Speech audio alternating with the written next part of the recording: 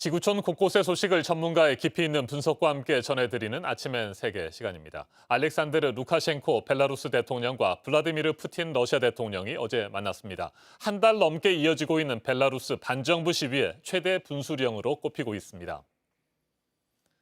루카셴코 대통령은 푸틴 대통령을 만나기 위해서 러시아 남부 휴양 도시 소치를 직접 찾았습니다. 서방 국가들이 일제히 벨라루스의 대통령 선거 부정 의혹을 제기하면서 압박하고 있는 가운데 사실상 유일한 지지자인 푸틴 대통령에게 도움을 요청하기 위한 것으로 분석됩니다. 루카셴코 대통령은 먼저 푸틴 대통령에게 지지에 대한 감사를 표시했습니다. 직접 들어보시겠습니다. И поверьте, что мы всегда придерживались этой линии, а вот эти события нам показали, что нам надо теснее держаться с нашим старшим братом и сотрудничать по всем вопросам, в том числе и экономики. 푸틴 대통령은 비상시 벨라루스에 군사 안보 지원을 하겠다는 기존 입장을 다시 확인했습니다. 심각한 경제난을 겪고 있는 벨라루스에 15억 달러, 우리 돈으로 치면 1조 7천억 원에 이르는 차관을 제공하겠다는 뜻도 밝혔습니다.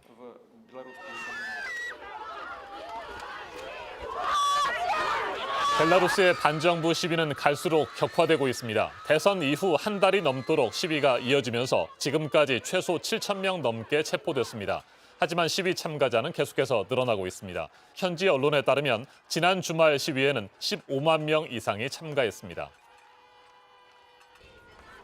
러시아 모스크바에 있는 벨라루스 대사관 앞에서도 시위가 벌어졌습니다. 시위 참가자들은 푸틴 대통령을 향해 국민이 선출하지 않은 독재자가 아니라 벨라루스 국민들을 만나야 한다고 항의했습니다. 옛 소련의 형제국인 러시아와 벨라루스 지도자들의 만남이 벨라루스 사태에 어떤 영향을 미칠지 주목됩니다. 전문가와 좀 더 자세하게 짚어보겠습니다.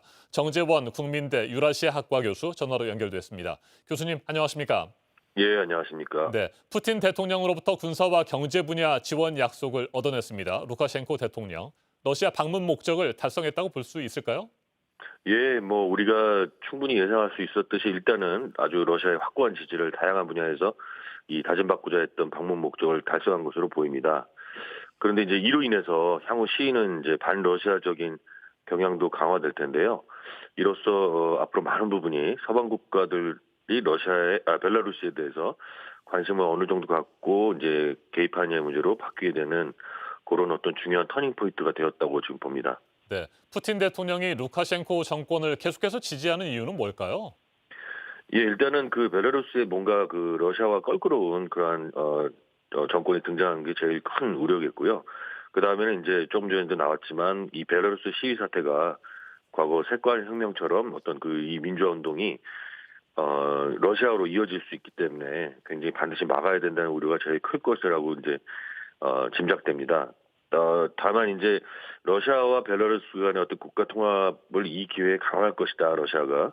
이러한 예측도 있는데요. 개인적 생각으로는 현재 수준 이상의 국가 통합으로 가는 것은 이제 기름에 불을 붓는 결과를 낳을 것이기 때문에 쉽게 지지는 하지 못하지 않을까 생각됩니다. 네, 벨라루스 반정부 시위대도 물러서지 않겠다는 분위기이고요. 이 같은 상황에서 러시아까지 이번 사태에 직접 개입하게 되면 상황은 더욱 격화될 것으로 보이는데 어떻게 전망하세요? 예, 그 루카셴코 정부가 이제 현재 주요 야권 인사들을 납치, 체포해서 이 주도 세력들의 역할을 이제 도모하고 있긴 한데요. 이 점차로 이제 어제 일을 계기로 이 주도 세력들이 이제 조직화를 강화하고 있어서 시위는 더 커질 것으로 판단됩니다. 근데 안타깝게도 아까도 말씀드렸지만 이 서구의 관심 정도에 따라서 이제 러시아의 개입 여부가 크게 달라질 것으로 보이는데요. 아직까지는 이제 상대적으로 과거 우크라이나나 다른 데에 비해서는 낮은 상황이라 푸틴 정부는 이제 루카셴코 정부를 적극적으로 지지하는 정책을 계속 유지할 것으로 보입니다. 그런데 이제 러시아가 다시 우크라이나 수준의 개입을 하는 것은 리스크가 너무 커서 제 개인적인 생각으로는 시위가 지속되는 등 여러 상황 변화에 따라서는 살짝 루카셴코 퇴진 이후의 시나리오도 마련하지 않을까 이렇게 생각됩니다만 기본적으로는 강하게 루카셴코 정부를 지지하는 식으로 나아갈 것으로 좀 안타깝게도 그렇게 예측을 하고 있습니다. 알겠습니다. 정재원 국민대 유라시아학과 교수였습니다. 벨라루스의 야권 지도자 스베틀라나 티아노프스카야는 루카셴코 대통령이 푸틴 대통령과 어떤 합의를 했든 법적 효력이 없으며 새로운 정권에 의해 재검토될 것이라고 경고했습니다. 한 달 넘게 이어진 벨라루스의 혼란이 언제쯤 끝나게 될까요? 여전히 안개 속입니다. 지금까지 아침엔 세계였습니다.